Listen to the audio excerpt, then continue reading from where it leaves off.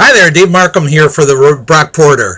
I want to talk with you a little bit about this interesting insert that was in the Suburban News and Hamlin Clarkson Herald yesterday, which was August 22nd. It was very interesting. It was in some of the papers and not in some of the others. I was at a meeting last night, and half the people got it, half the people didn't. So I don't know what the story was with this insert. It says Brockport, Sweden, Clarkson, Fire District News. News on the Fire District. I don't know who paid for this, or it's kind of slick, you know. You got 4 pages here and all that. It was very, very interesting. It was also interesting that one of the trustees was at a meeting I was at last night, and she said to me that she doesn't listen to my videos because they're too long. She says 14 minutes is too long. Too long for a video, and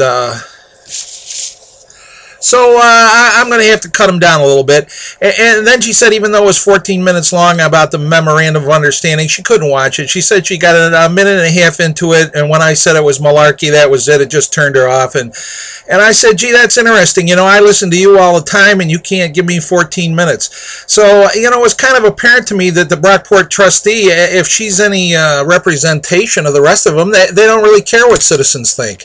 So I was pretty disappointed. You know, it was Margie Blackman. She campaigned to not support the fire district, and as soon as she got in office, rolled over. And her argument now is that she had no choice. You know, they're all victims. Trustee Blair, Hannon, and Blackman, and maybe Hunsinger too, are feeling victimized by Paul, Kimball, and Milner. And they had no choice because of the threats, apparently, that Clarkson and Hamlin made to pull out, and then poor Brockport would be left with having to provide fire services just to its own village, which would be unbearably expensive, which is all hogwash. I mean, they have no data to back that up whatsoever, and it's just nonsense. So why they rolled over, being extorted, basically, or threatened by Kimball and Milner, I have no idea. But at any rate, they're not interested. You know, I thought my video on Memorandum of Understanding was pretty articulate. It was based on facts.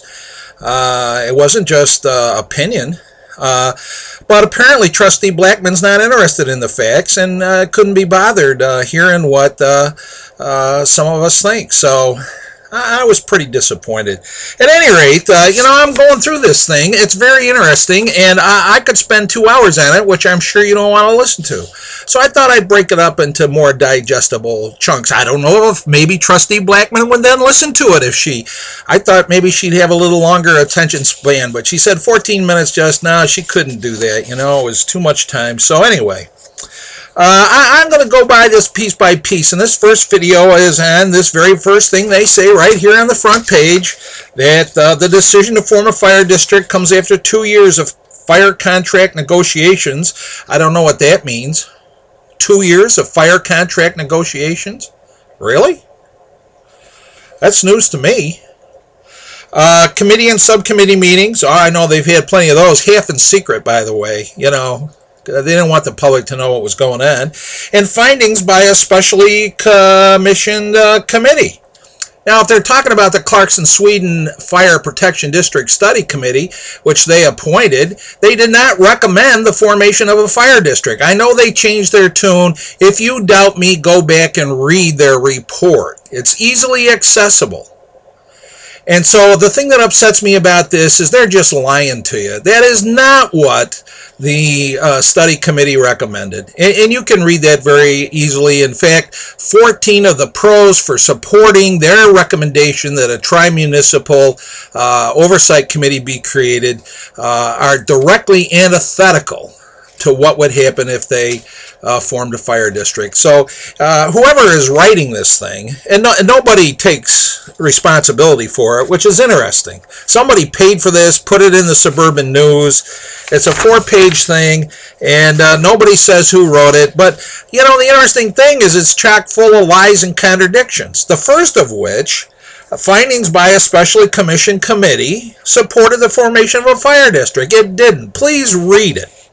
I will put the link right under this video. You read it yourself. And if anybody thinks that what they're doing there is supporting a fire district, I'll eat my shorts right here on a video. Okay? So let me know. This is Dave Markham with the first video on this fire district news. And there'll be more comments on the news to come along. So anyway, that's the first one. They're lying to you. That's not what their study committee recommended. Look it up yourself. Let me know what you think. That's it for now. Peace.